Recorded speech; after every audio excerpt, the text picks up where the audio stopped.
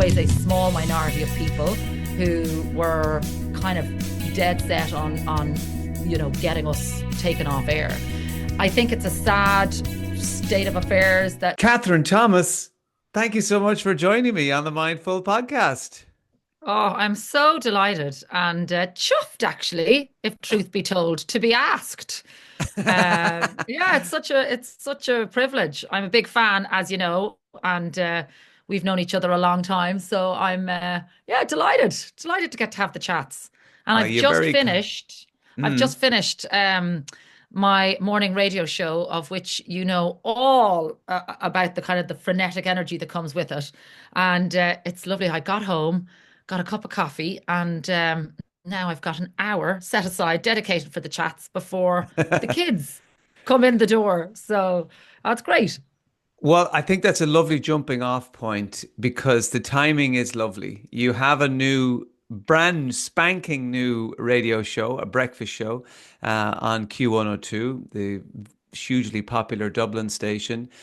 What is it like to be? I know you've done radio for many years, but not in this way, not with Mm. the added weight, pressure, and limelight of your very own radio show, not to make you freak out or anything.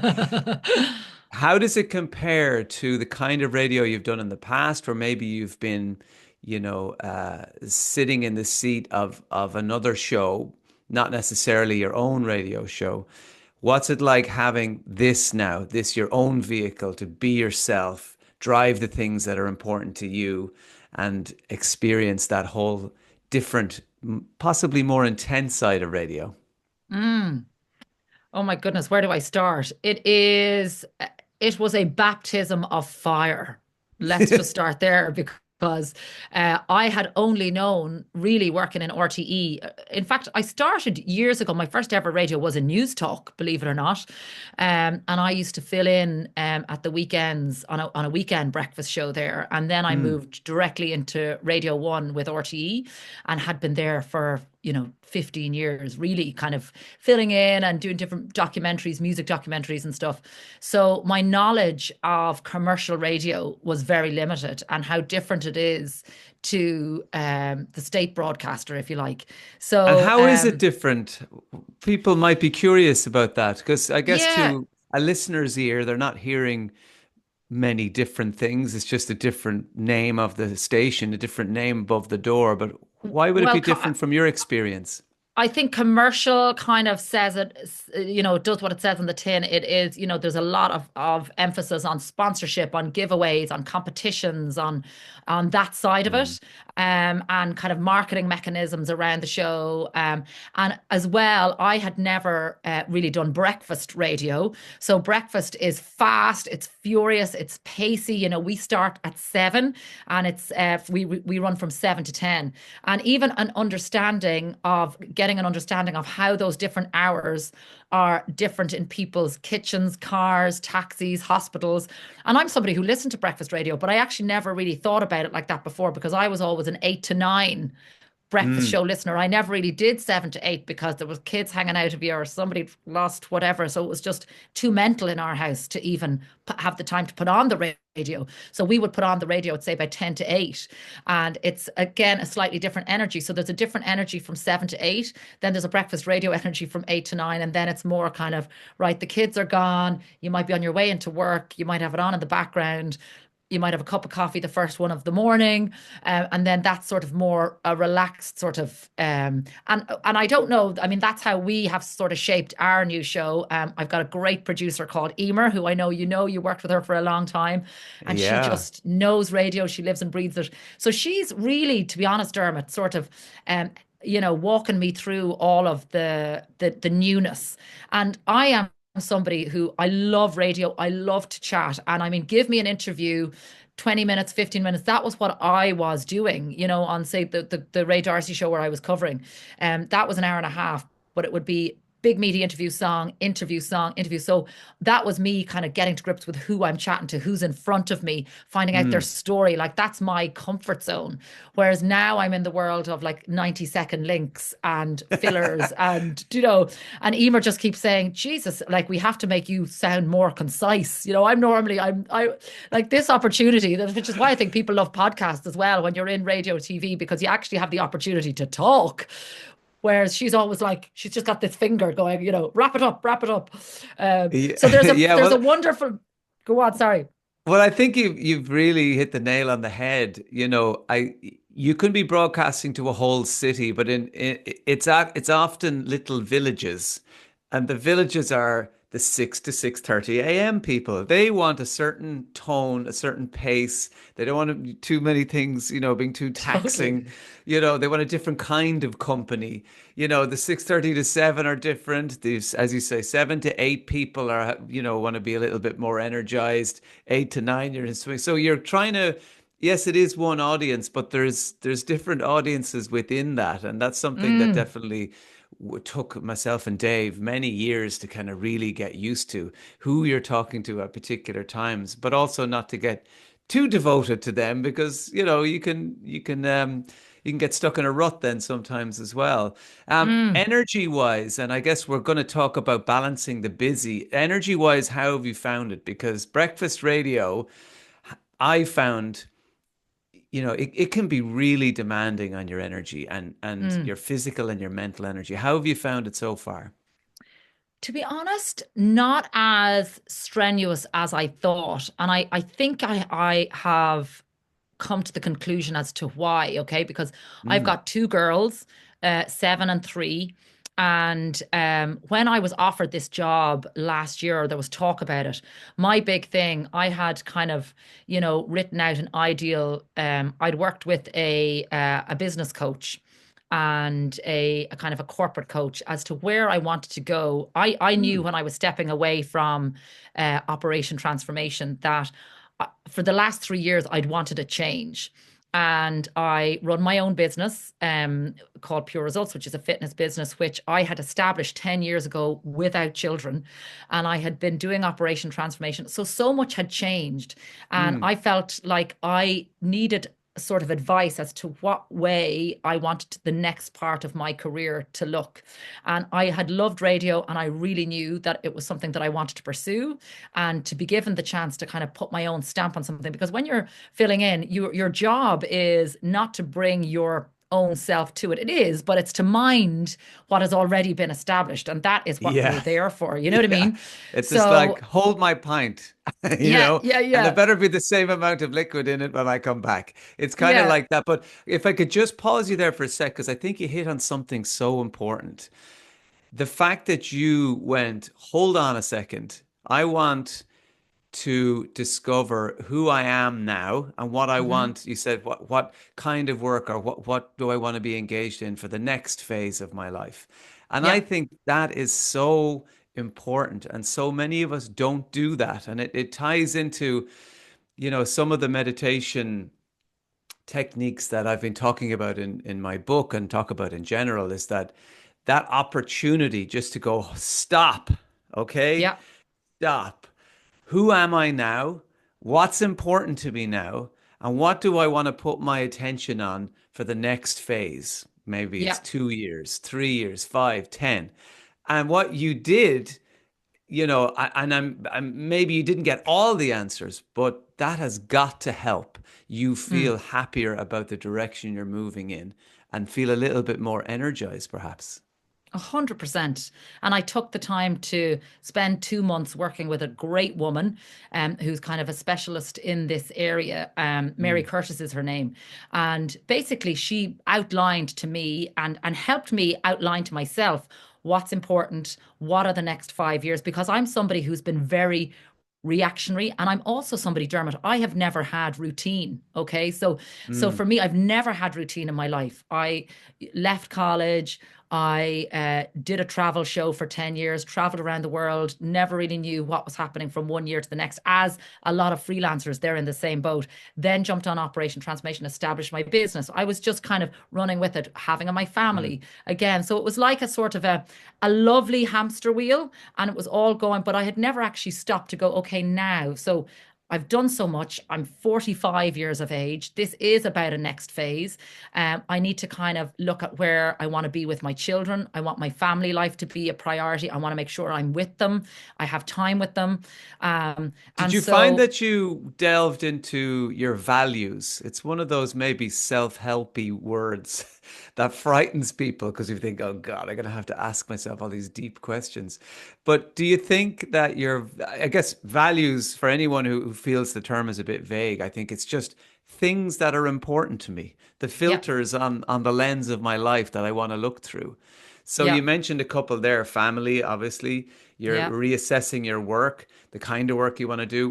What do you think if I could put you on the spot, if you didn't actually do this exercise as part of the process, but what Mm. do you think maybe three or four values might be of yours for you right now, for Kathryn Thomas 2025? Definitely, like creativity for me was a big Mm. one, because I knew that I wasn't getting that same level of satisfaction from the work that I had been doing than I had previously felt, right? So Mm. I knew that I had wanted to, I'm very passionate about the whole world of health and wellness. And I knew that there was a documentary that I wanted to make, which we successfully did last year, called The Skinny Job Revolution. And it was just after Operation Transformation, finished. And essentially, in a lot of circles, you could say in many ways we were cancelled. It was a show. Now it's never kind of been said like that, but I believe that there was a big push to have the show cancelled, and even though I Why knew is myself, that? I think just the world we live in now, it's very difficult to talk about weight. Weight is a taboo subject. It's almost Mm. like, I feel it's like, maybe the transgender issue. It's like there's so many divisive opinions when it comes to the subject matter.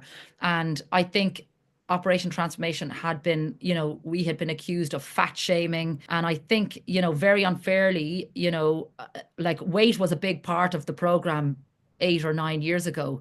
And that was at a time in society where it was, getting on a weighing scales was not a big deal. You fast forward 7 years later, we live in a different world, and we had kind of moved with the times. And not like, I don't want to be rehashing it again, because, Yeah. you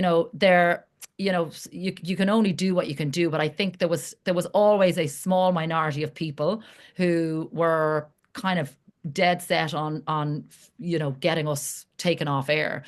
I think it's a sad state of affairs that, when the show really, we have worked with a multidisciplinary panel of experts following World Health Organization advice. You've experts who are fully qualified, dietitian, general practitioner, physical trainer, and clinical psychologist. So when you were working with the field, and the leaders that came on the show were getting that level of expertise and that care, and always felt, I don't think you'll find one person in all of the years on Operation Transformation who had, particularly the last 7 or 8 years, who wouldn't say that it wasn't life changing and that it didn't have a hugely beneficial impact on them. Not to mention the communities, not to mention the GAA. There wasn't a Mm. town or a parish that you couldn't drive through where we Yeah. didn't have people out walking, a sense of community.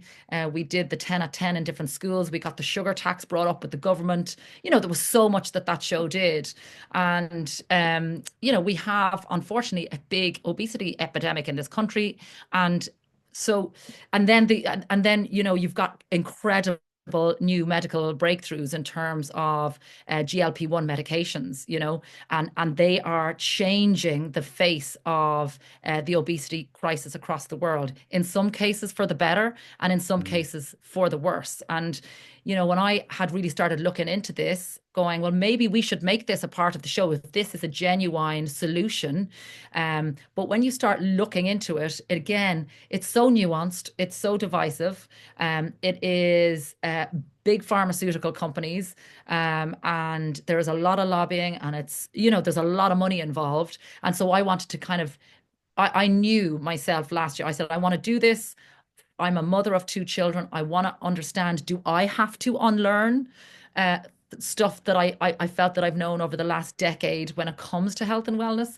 Do Mm. I, so we took it on. What do you think were the major takeaways for you having gone down that road of investigating new approaches to weight loss? And as you say, the whole machine behind it. What were your own takeaways, you think, at the end of from it? from From the the end of working on the documentary? documentary. Yeah. Yeah. I I think in the right hands, these GLP-1 medications are incredibly valuable.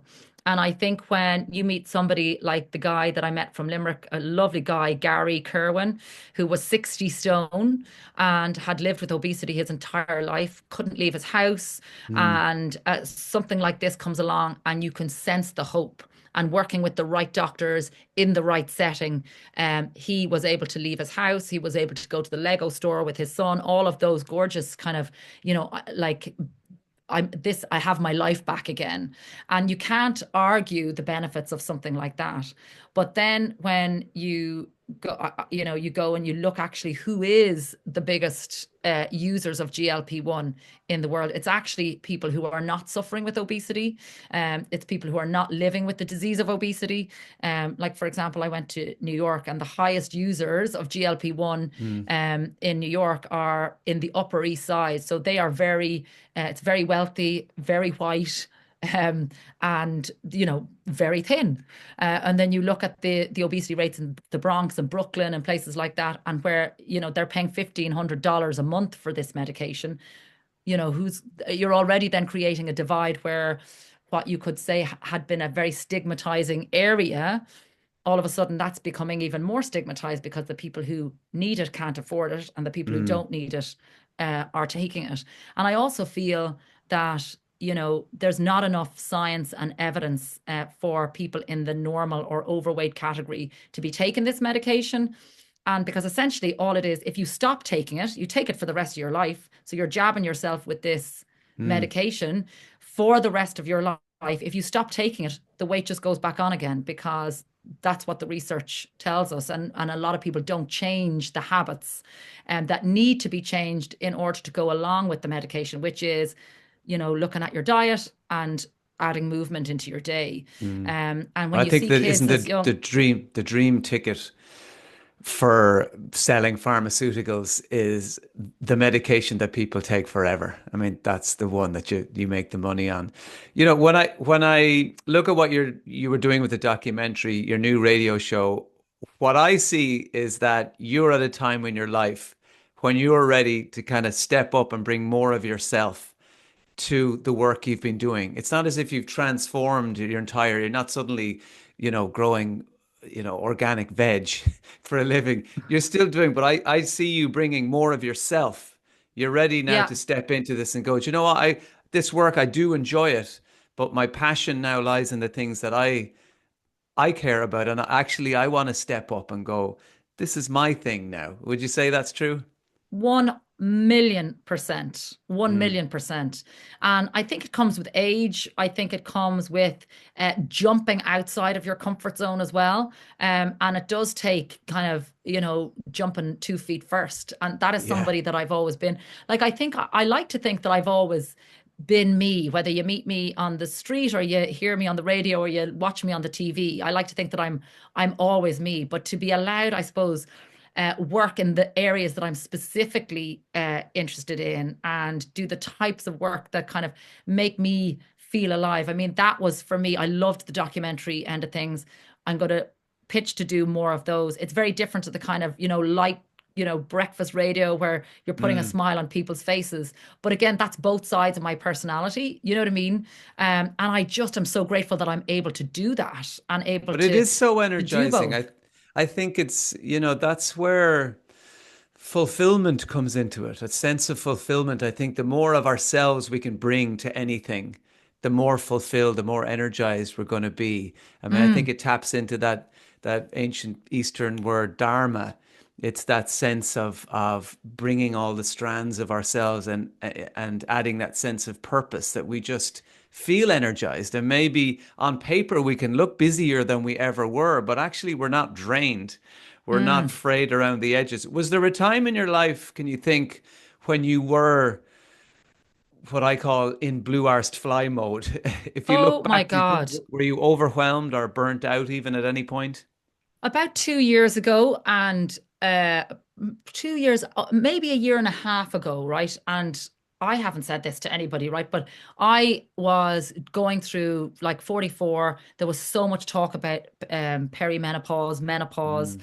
and I just thought I wasn't sleeping, zero libido, really like kind of frazzled, forgetful, which has as my husband said, you weren't perimenopause when I met you 10 years ago, and you were still sort of all a bit like, I wouldn't be the most organized person in the world, shall we say. And Emer, my new producer, can testify to that. She's still kind of getting to know, like, I am slightly chaotic. I wouldn't Mm. be, I've never been the sort of the linear type of person, but In yeah, fairness, about a year. Emer has worked with me for many years, so I've been kind of preparing her for you because To take I over with me. we definitely share the levels of disorganization from time to time. But yeah, sorry, go ahead. No, so, and I just wasn't sleeping, it was literally, I was doing that thing at 2:50, 2:51, 2:53 every night. I would Mm. wake up, and without even looking, I would know what time it was going to be. And then I would be awake for the rest of the night. And I went to a female fertility clinic and talked to a great doctor there. And they said, would you think about going on HRT? And I was like, well, I think I'm a little bit young for that. She was like, not necessarily. And I knew myself, even talking to various, sue me on OT, that it's a big area for women, and, something that we shouldn't be embarrassed to talk about, shouldn't be, it should actually be a Mm. part of our conversation. And the the only thing, Dermot, like, my friend, was one of my best friends, was diagnosed with a very serious illness around 2 years ago, right? And I think that was I think she went into hospital. Thankfully, she's great now, but it was a very, very difficult time for her family. She's young kids. My best friend since we were 12, you know, and so that was a kind of a very challenging time to see her going through that. And also it held a mirror up to me, going, why her and not me? Why her family and not my family? And you hear this, 1 in 4 people are affected by cancer, and she was the one, and why was it her? And I remember going to bed one night. I'd been to see her in the hospital, and I was doing what I do. I was doing great. I'm the kind of one who goes in and makes people laugh, brings the stuff. I'm a doer. And I was doing my doing things. And I came home that night. I was getting to bed, and I just had a massive panic attack. Massive panic attack. Didn't see it coming, didn't feel it coming. And Was that your first one? no, I'd had a couple of instances when I was in college. So I Mm. knew what they felt like, I knew what they were, but it had been 20 odd years, and I feel a lot of that was back in the day. They didn't continue for me. So I think it was a time when I was partying too hard and working 2 jobs and trying to go to college and Mm. living like, frazzle blue arse fly land. Whereas this one really took the wind out of my sail, because I went, oh my God, where did that come out of? And I didn't put the two of them together for weeks. And I haven't had one since. Mm. And when you say Um, you didn't put the two of them together, meaning the stress of what your friend was going through and dealing with that and the panic attack? yeah, yeah. I just Mm. kind of was like, what the fuck was that about? And, Yeah. and then I was like, right, I get to drink water. And I was like, Jesus, okay, I'm obviously tired, and I'm obviously, stressed or whatever. But actually, the enormity of that life altering moment. And I suppose none of my family, touch wood, um, have gone through. Death hasn't kind of landed Mm. on our doorstep yet. My husband has lost both of his parents, but it was just oh my God, this is adulting in real time, Yeah. Yeah. and I felt for my children and I felt for her, and I think so that was probably the start of the change, I think, for me. And then so that was when the kind of the sleeping, was all over the place. And again, I was kind of working and all the balls in the air, juggling and parent teacher Mm. meetings and working the two businesses and, doing the show and doing all the MC stuff. And I just went, and so then anyway, I went on HRT for 6 months, thinking that this was going to, like change my sleep. And I thought, sorry, that's what I put it down to. What am I talking about? I put it down to the menopause. I put it down to Yeah. perimenopause, that this was panic attacks and lack of sleep and no libido and all that. And so anyway, went on HRT, gave it a shot for 6 months. It didn't really improve my sleep. It didn't really improve a whole lot. And so that was when I kind of just did a whole sort of life um, sit down and went, Mm. where am I going? What am I doing? What do I want, from this? So, Yeah. and I think Big anybody with, questions. Big yeah, questions. And sometimes, you know, like, what do I want is a scary question sometimes because we might have been just in go mode, mm, for 10 years, family, keeping the mortgage paid, just going in, coming out, doing the work that we know how to do in our sleep. And we mightn't have asked those questions. mm-hmm, And sometimes it does take the dark night of the soul or the panic attack or an extended period of broken sleep to force us to go, like you did, essentially taking a life audit and going, okay, what do I want to keep here and what do I mm-hmm. want to bin? Yeah. And I think anybody, well, lots of people will resonate with this, but and I think particularly when you've got kids and you're in your Mm, 40s, it can be that, Groundhog Day and the getting up and the going to work and the kids and the back and the dinner and the bedtime and the story and having, it can just be that. And mhm. so, um, I just said, right. And I took that time, uh, spent many, many evenings talking to my husband, figuring out what we want. What does it look like? At one stage, we had moved house 4 times because that was another thing that was going on for the last couple of years. I wanted to move house because I thought this was going to sort everything out.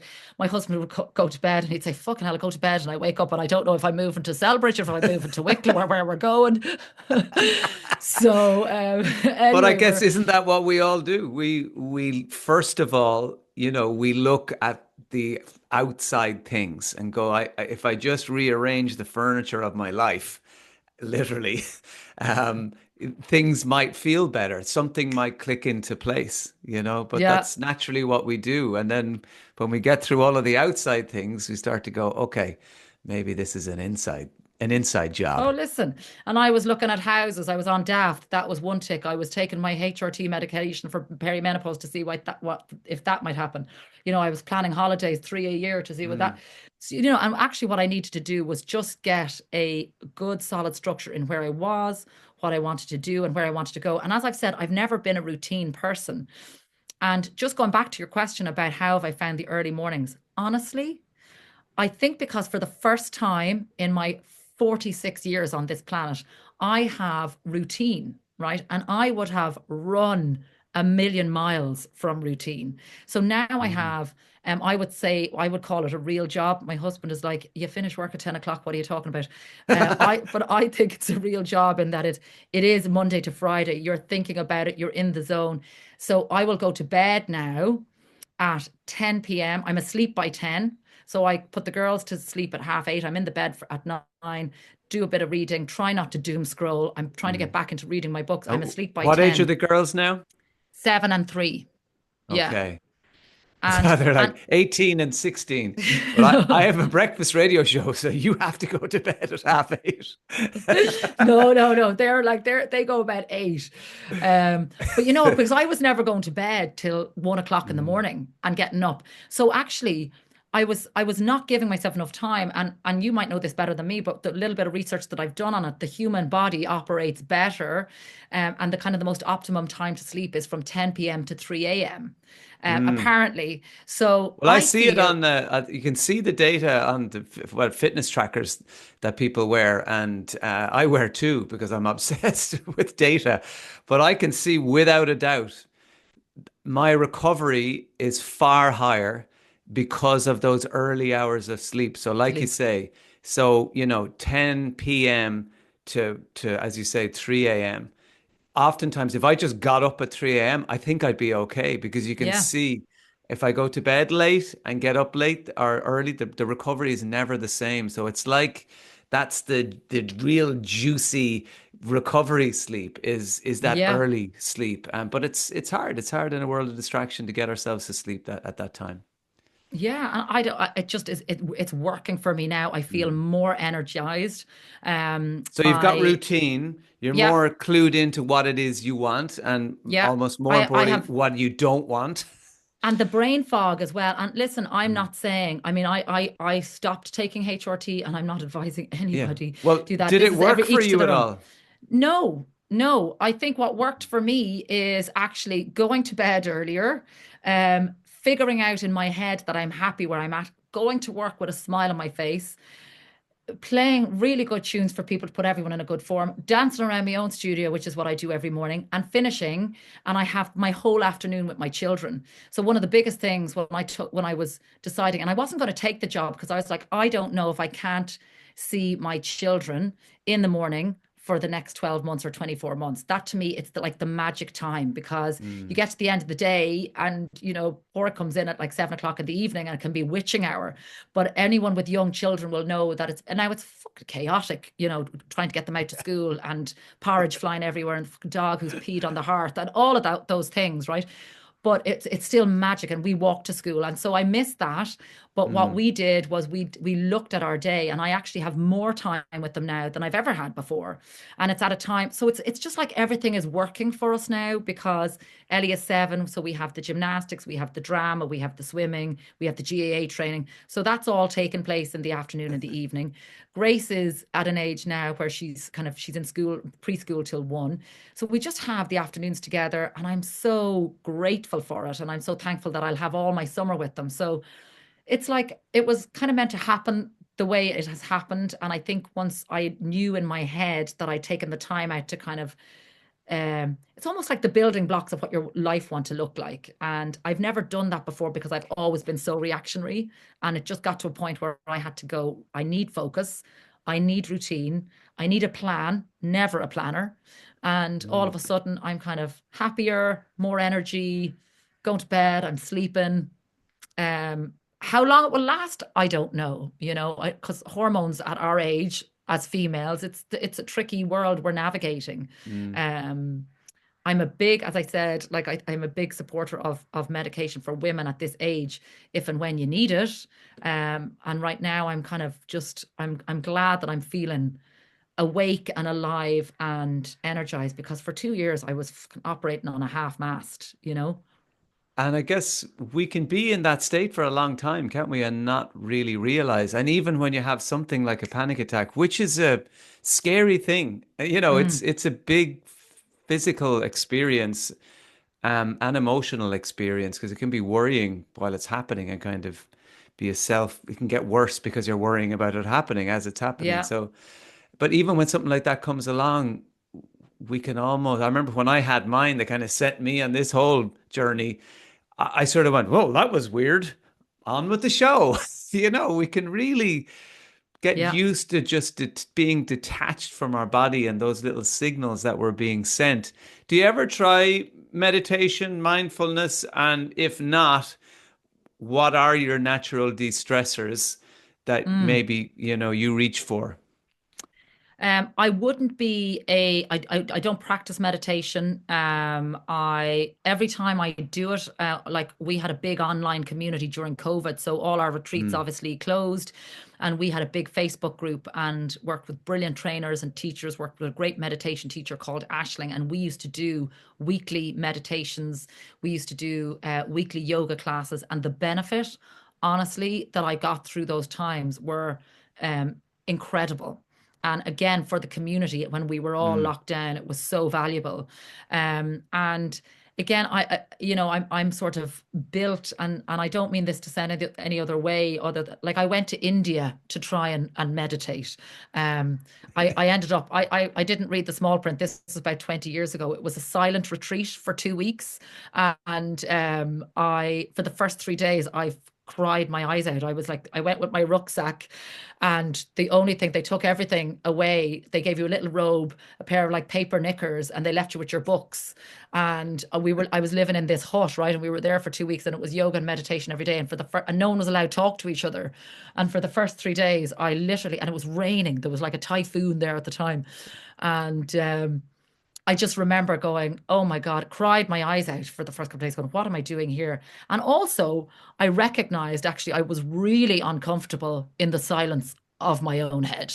Like, I was Yeah, really not happy there. everybody is. It And can be I'm a like, scary place. I'm the one at the breakfast. I'm like, David Brent at the breakfast, waving over to everybody, going, come on, like any opportunity to talk, and everyone's, looking down and in a zone of peace and Mm. tranquility. Oh, Anyway, and I after three don't think days, they were at peace and tranquility. I'd say they were having exactly the same thoughts as you, going, "Why did I sign up for this? My thoughts are terrifying." terrifying. But actually, after 3 days, that something completely powerful and sort of mentally altering took over, and there was a tremendous sense of peace. And Mm. and it was wonderful after that. And like, I fully came home. My sister picked me up from the airport, and I had the beads and the long skirt, and I was like, I am vegan. I'm never drinking again. And I'm a Buddhist now, and I'm everything. And I was in Donny and Nesbitt's by 7:30 having a pint. But so I've given it a good go, right? And I can absolutely understand the benefits of it. But for me, my meditation, my mindfulness is getting outside. If I do not get Mm. outside, I am a basket case. Exercise, movement. I love running. I do my weight training. I love yoga. I do reformer Pilates. And for me, I just think the closest thing that we have, forget about all these magic pills that are there for us. I think the closest Mm. thing we have to a magic pill is exercise, and it's free. In terms of physical and mental health, I don't think there's enough of an emphasis on that now. I think it can get lost in all the noise. And I think, what we put into our bodies, it is as simple as Mm. the food that we consume. Because even working with neuroscientists on this documentary on the skinny jab revolution, how ultra processed food can change the genetic makeup in our brains. You could go on. I mean, I spent a half a day with a guy in Mount Sinai Hospital in New York talking about um, the impacts of the food that we eat, the drugs that we take, illegal and legal. And so I just think this thing that we have, our physical body, is Mm. is there to be minded. We're lucky to have it. And I I think I it's an I interesting point. I don't think that it's not that we're not getting information about exercise. If you go onto any bit of social media, there's always somebody talking about some element of exercise. But what we don't get is exercise for exercise sake. hmm Like, as you say, just getting out and doing whatever because it makes you feel better.